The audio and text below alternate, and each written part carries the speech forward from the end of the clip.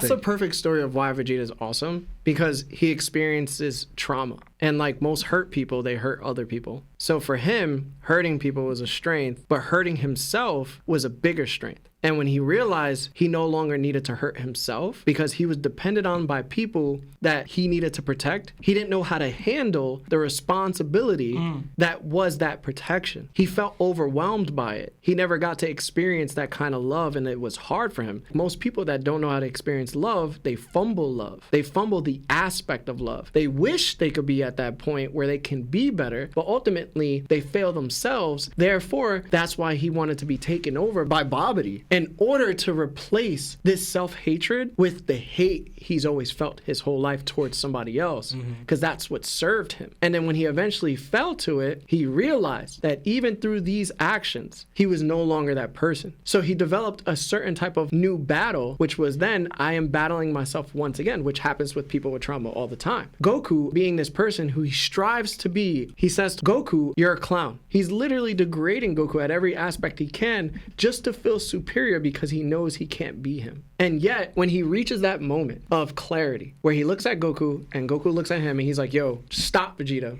Majin Buu is out there. He's gonna murk all of us. And then Vegeta thinks to himself, who cares? But realistically, when he said who cares, he couldn't just go and be like, well, I'm gonna continue beating you up. He knocks Goku out to save Goku because he knew that Goku didn't deserve to pass away again because he already passed away. So he hugs Trunks for the first time because he then accepts that this is my responsibility, is to protect Earth and to protect my friends and family. Sees this monster, realizes he can't beat him, tells Piccolo, leave. Take the kids, get as far away as you can. But before you go, will I go to the same place that Kakarot went to when he passed away? And Piccolo's like, no, you won't. You've done too many evil deeds in your life. Knowing the answer was going to be that, he still sought some type of forgiveness and redemption, because throughout all of his life, he was never enough. But he hoped Piccolo would say, you are through this action. Even knowing he wasn't going to be enough, he still went through and sacrificed his own life in order to protect them. Granted, he would receive nothing out of that. And the greatest love is through sacrifice.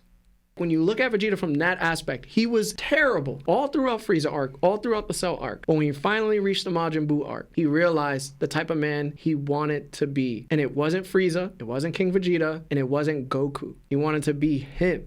The person that Bulma could count on. The person that hugged Trunks. So when you look at that aspect, it's like, yo, how can you not root for this man, bro? I will say this. I am the resident Vegeta hater of our friends. That was so well put and so accurate. I won't lie. It was. I thought that was beautiful, bro.